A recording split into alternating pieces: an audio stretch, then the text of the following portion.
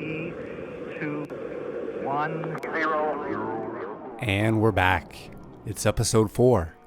Today, we're going to be discussing some of the tactics an outdoor grower might employ to help minimize pest damage and combat problems such as mold and mildew.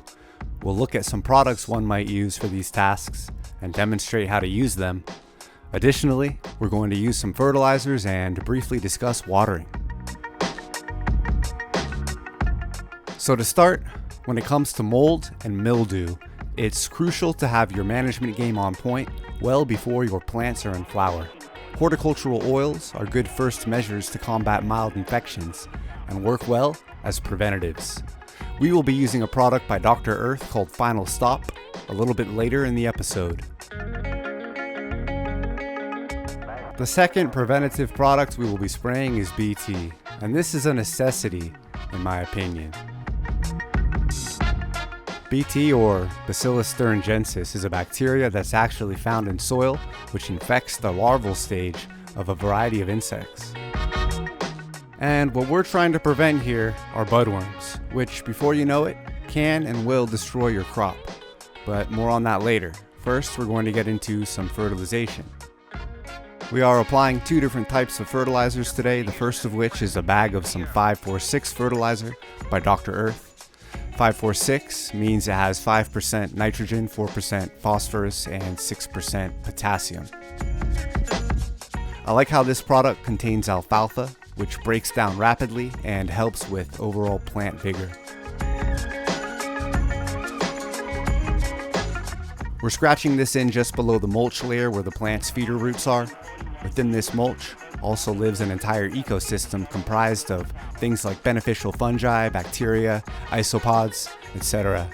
These decomposers all increase the bioavailability of our fertilizers by working synergistically with the plant's roots.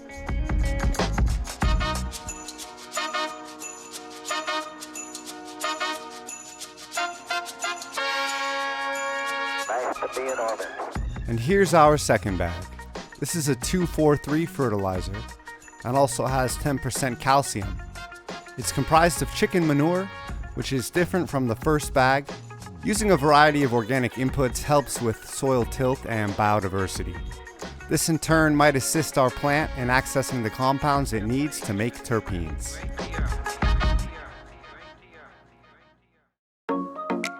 Now that we've finished applying our fertilizer, we are watering it in well, which begins the process of nutrient breakdown into the forms best accessible by our plant.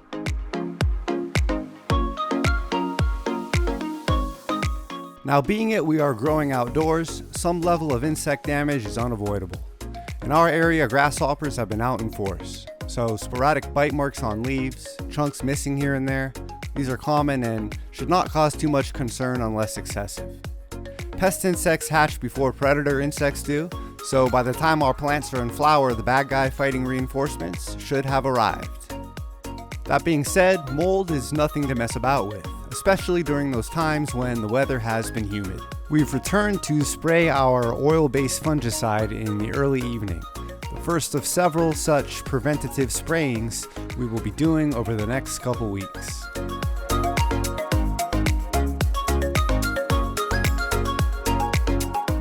We've waited for the sun to be off of our plant before spraying, since the oils can actually magnify the sunlight and scorch leaves, which wouldn't be good and could actually leave our plant more vulnerable to being infected by mold spores. When spraying, it's important to focus on areas that don't get much airflow, such as the underside of leaves, and of course, any areas that are spotted, spackled with a powdery substance, or anything else that looks suspiciously like mold, they get covered well. We're going to go ahead and repeat this spraying probably 2 to 3 more times over the next few weeks. But as the temperatures start to heat up, we really don't anticipate high humidity, at least in our area. It's best to spray according to your own perception of mold risk, which for the most part has to do with humidity. Additionally, definitely follow the manufacturer's instructions depending on what you're spraying.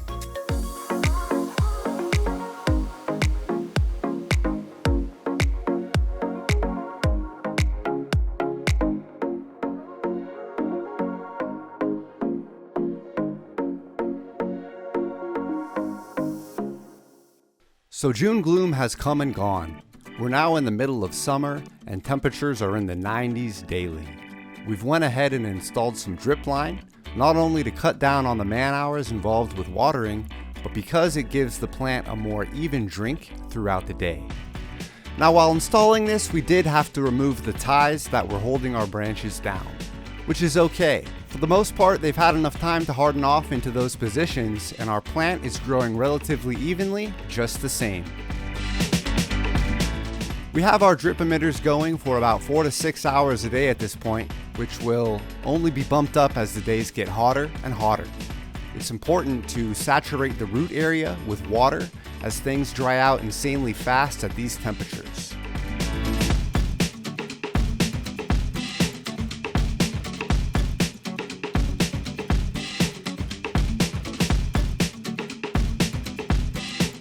About once a week, we've been watering with this fish-based liquid fertilizer. It's a 3-2-2, and it seems to help as a soil conditioner. It feeds the microbes, and it also has some water-soluble nitrogen in it, which is good for feeding the plant rapidly.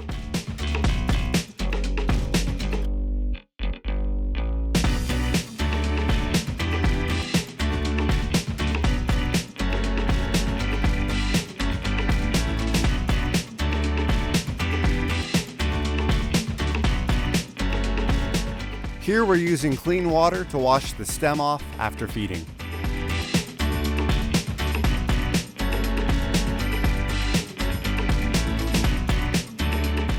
Once again, we've returned at dusk, this time to spray our plant with BT. The problem with budworms is that unless someone is looking out attentively for the signs, by the time they're found, it's often too late. What happens in this area is that a moth will come by and lay eggs, usually on one of the taller tops, and when these hatch, the small larvae burrow into the developing buds over the course of the season and eat it from the inside out. They also leave behind their poop, which tends to grow mold, so not only do you have a poop-filled nug, but there's mold on the inside as well. So it's a poop-filled moldy nug that you risk ending up with. We're going to try our best to avoid that, which is why we're using BT, and we recommend you do the same.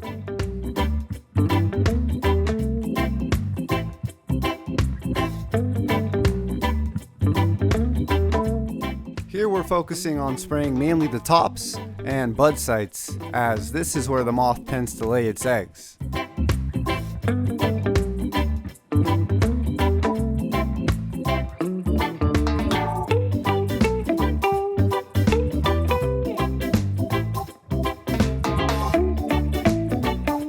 The only problem with BT is that it doesn't last very long, so needless to say, we will be spraying fairly frequently.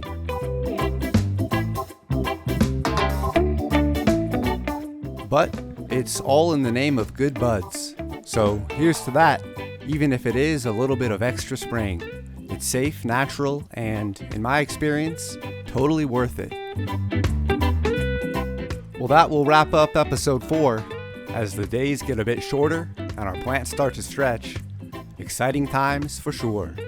So stay tuned, stay moody, and we'll catch you in the next one.